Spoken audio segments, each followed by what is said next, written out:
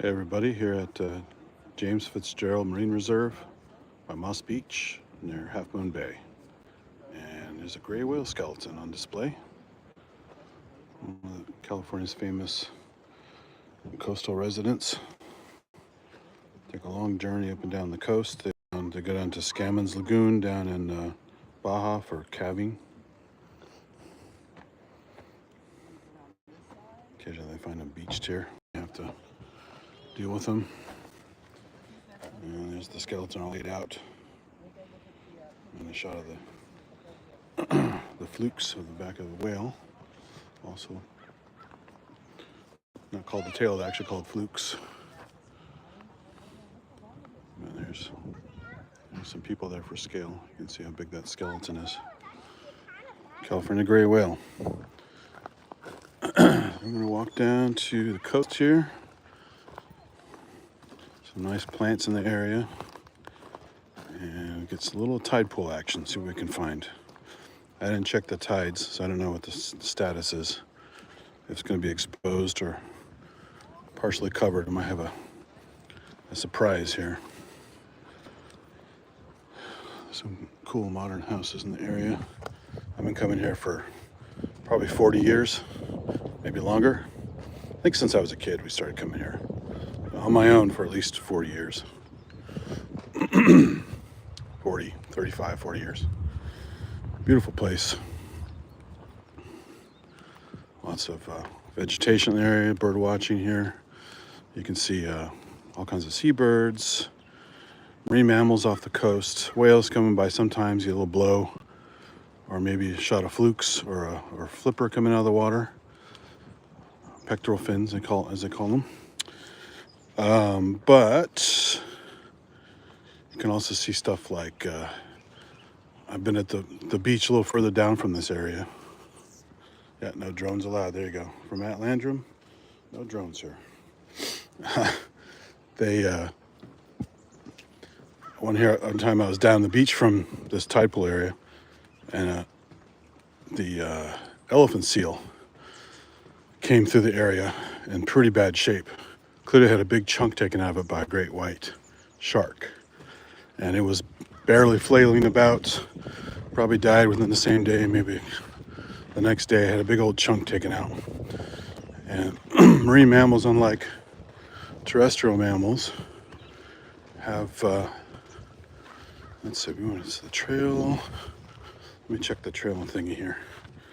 Coastal trail, bluff trail, Seal Cove, staircase. I think that's, oh, I'll go this way. It's been a while since I've been here. We'll see. Anyway, the marine mammals don't have a shock mechanism. So you when they have a dramatic wound, they don't have a shock mechanism which will make them either pass out or just almost lose consciousness to deal with the pain. And they can't do that because they'll drown. So this poor thing is swimming around in extreme agony, bleeding out. It's pretty sad. So you can see stuff like that here once in a while, not just tide pools. So Monterey cypress trees here, they have this things growing on them sometimes, this orange fuzzy stuff, which is a type of lichen. I forgot the species, but probably see some of that here. So there's lots of trails around here you can just do for exercise. But we're going to the beach. There's some golden yarrow. There's some white yarrow.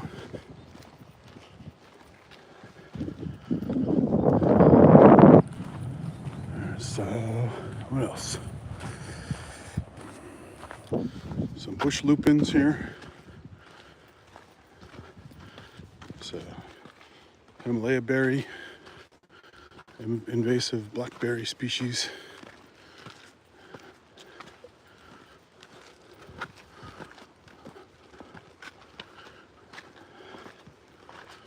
There's some of the orange lichens in the trees there. I knew I'd find it up here somewhere.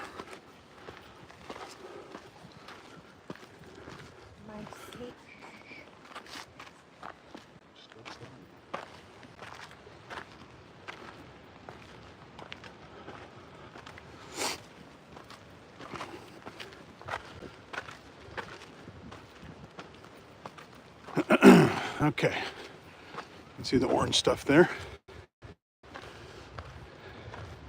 There's an overlook here. We can see. We'll take a trail down to the tide pools. Okay.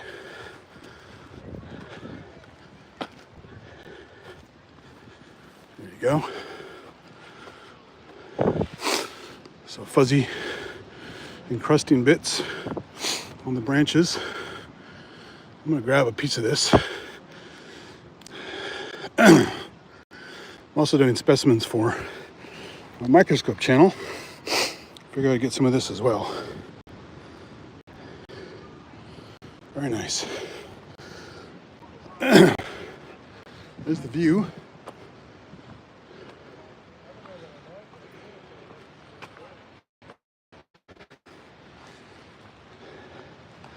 This one's covered with it. This forest here, this trail goes to Moss Beach Distillery and Moss Beach proper. There's a famous restaurant down there that has the famous Blue Lady. It's like a ghost that haunts the distillery. Kind of a joke, actually. But no easy access here. I have to take a trail down to the tide pools.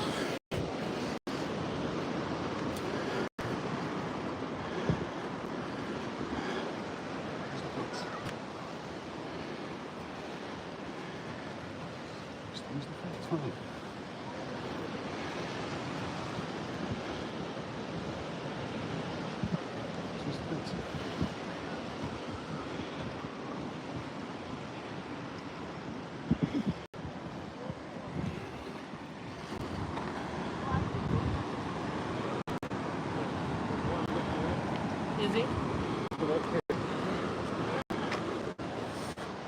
Yeah, it's very scenic up here.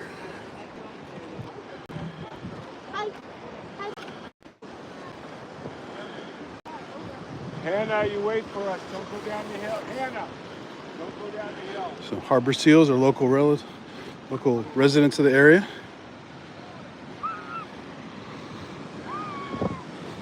And you get humpbacks and stuff coming through here as well. Now it's breaching. So there's a beach down there. This is the beach I saw right in this water right here is where I saw that elephant seal all torn up. Very sad. Down on this side is the tide pool area. So I wanted to show this view first before going to the tide pools. Otherwise it'd go straight to that little trail down there. So now we're going to cruise around back to the lower elevation for the tide pools.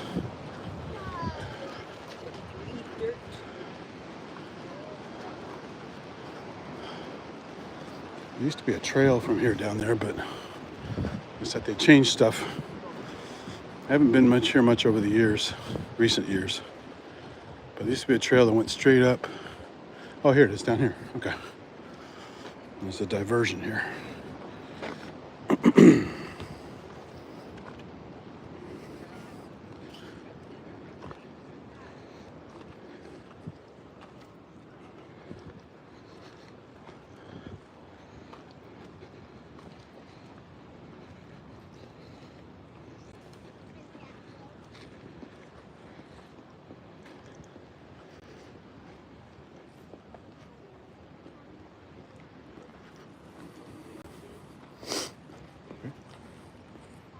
It's okay, just go slowly. It's all right.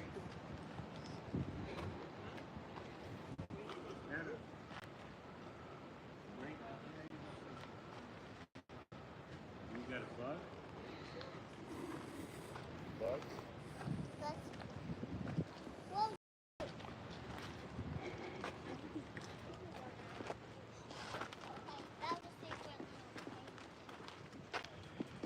Gotta wait for us. Lots of trees falling down over the years. Very windy here. So things are blown over and curved over and twisted around.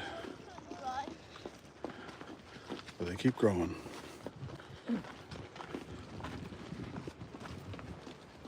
There's some wood ferns here. Or those are sword ferns. Lots of carpeting, low growth here. They call this pattern Krummholz. It's a German word for wind browsing. Low growing plants beaten down by the wind, so they just grow low to the ground. Instead of a deer browsing them, knocking them down to short bits, the wind actually sculpts the plants.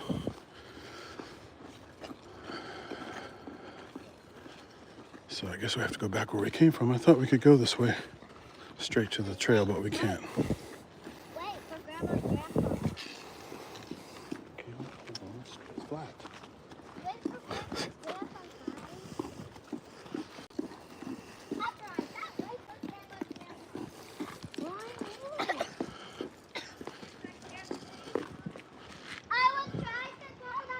So back through this little forest, back to the trail goes to the tide pools.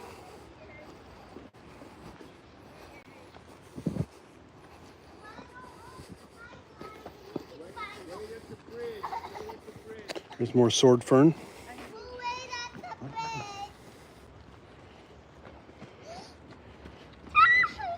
You can see the why it's called sword fern here. Very stiff leaves. There's like a little scabbard at the base of the leaf. Or sorry, a little hilt at the base of the leaf. And you turn it over and there's all the spores. Can't get focus. Damn YouTube app is annoying. There's no way to manually control the focus. You see that a little bit there. There. Fern, or sword fern spores. I'll bring that with me too. Look at that. Hannah, come on up there and tell them to wait at the bridge. Go tell them. Got plantain plants over there.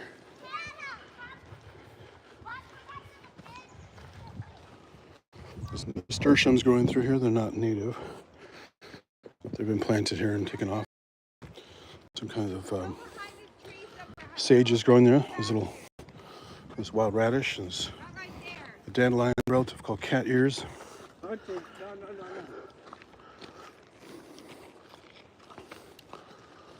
Same thing with dandelions. Forms little pappus, little seed parachutes that take off on the wind. Some more wild radish, the purple. And if it's yellow, it's a wild mustard usually. More white yarrow. More nasturtiums. Of course, you can use nasturtium greens to make flowers and greens to make a salad. At least the flowers. This is horsetail. This is the branch version of a horsetail. Equisetum. And some of these have little branches and some are very clean, with a little top part on them. And these are hollow. The stems have hollow sections between the joints. And if you watch old Wild West movies of a cowboy hiding from Native American Indians underwater with a tube, that's what he used to use the horsetail.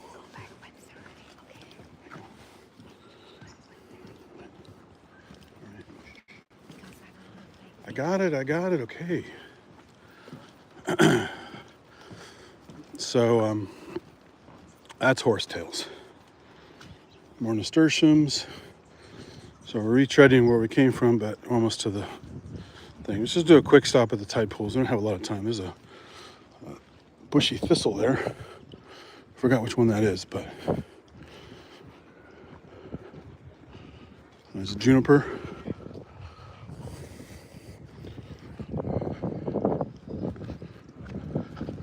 There's a wild cucumber forming a big viney thing growing all over kinds of stuff.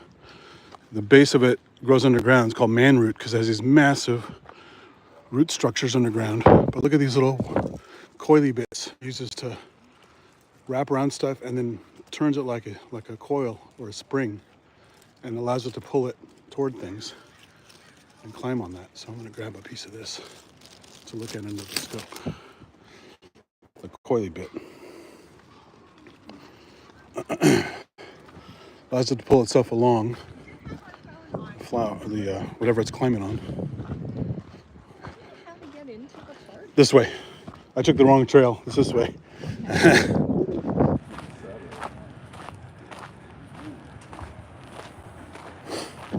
sign, James Fitzgerald Marine Reserve, 8 to 8.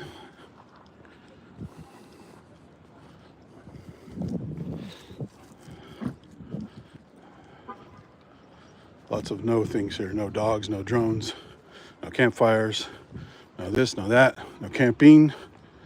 Because it is a marine reserve and not just a basic beach. It is protected. So technically you're not supposed to come in here and collect specimens for food or study or whatever. But getting water samples is no big deal. You're not supposed to take actual animals out of here or giant pieces of kelp. Stuff like that. It's supposed to be left as is for everyone to enjoy. Even says right here on the big sign, no collecting. So, you know, shells, algae, rocks, blah, blah, blah. But look at that. Bacteria levels exceed health standards. Don't swim. So, it is protected, which is good, which is why it's still here. Probably more than 50 years later from when it was founded, or maybe older than that, I don't know. There's a black oyster catcher on the sign there, a little cartoon black oyster catcher. California poppy, the state flower. And gum plant, grandelia, the yellow thing. If you break the leaves, it's white gummy sap comes out of it. There's seaside daisy. Here's a little shot of the area. Again, I'm going through here pretty quickly because we've got limited time today. And you got cormorants flying by, and lots of crashing waves. It's a beautiful spot.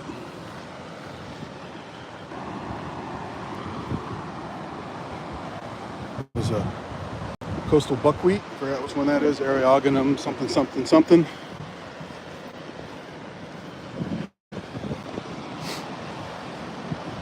Little puffy inflorescences. And the dried version of it there. Yeah.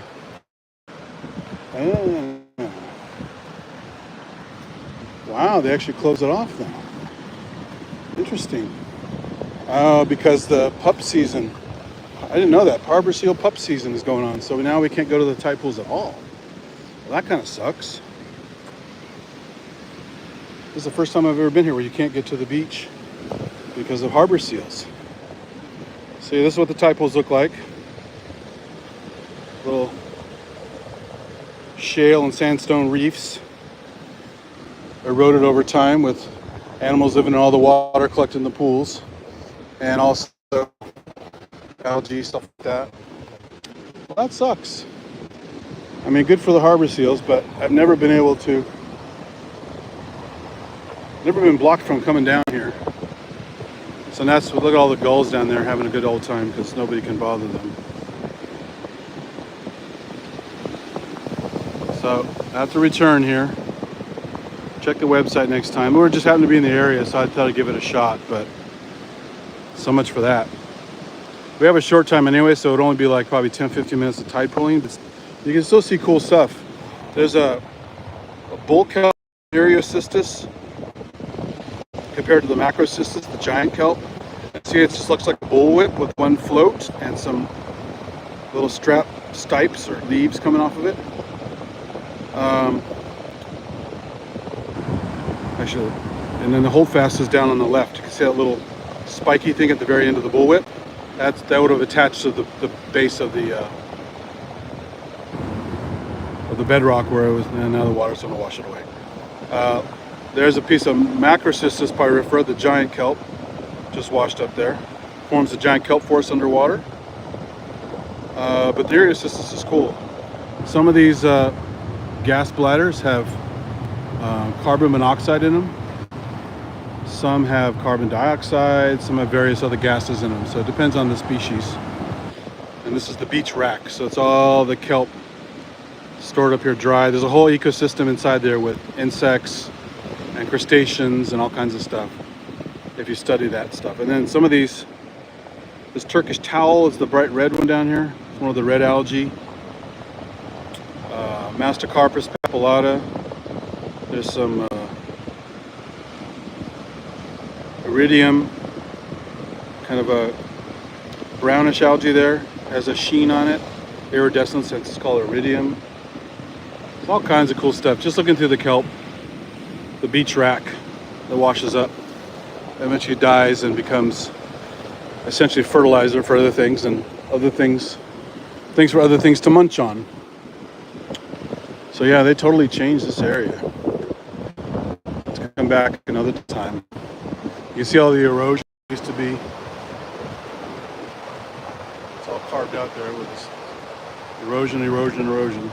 And some of these houses right up to the edge. So unless you do some kind of reinforcement with special fabric and concrete and rebar, they're just going to keep losing their land. Eventually the house will go into the water. So such is the coastal life. So, and there's a little shot about the reefs and the tide pools. You can read that if you do a still frame. But yeah, sorry, no tide pools today.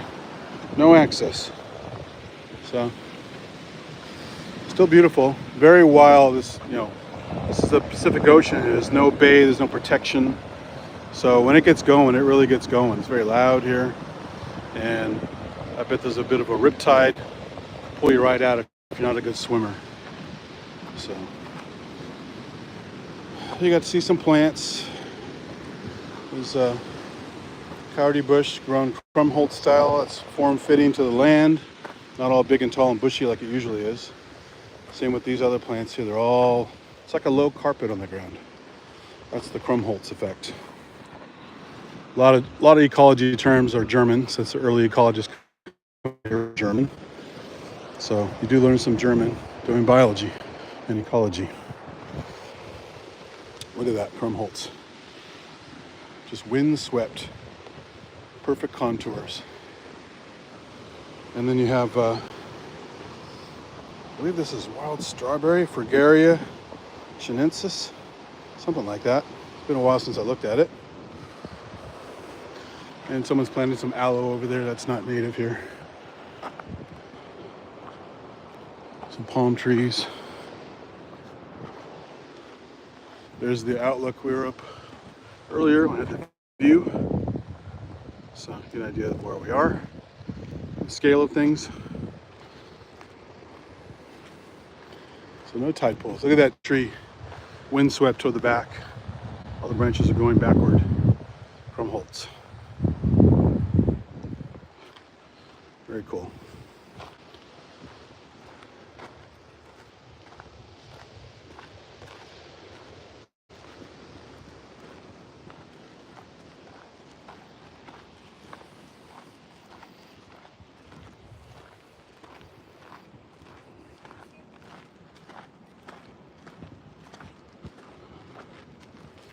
San Mateo County.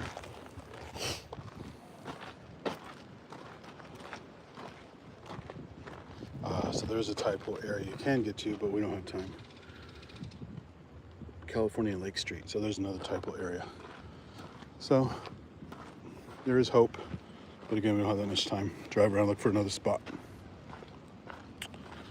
It's more of the man root or wild cucumber growing all over the changing colors there as the vine is dying.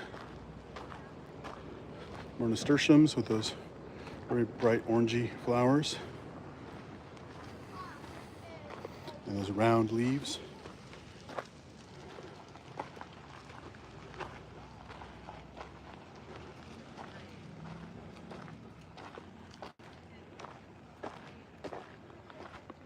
Yeah, most of the same plants.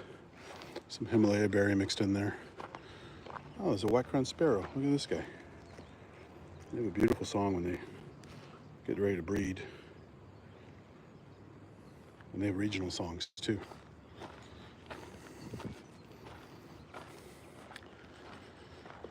Alrighty, that's gonna do it. So, short but sweet. Shot of the trees, and I'm gonna end it here. Thanks everybody, catch you later.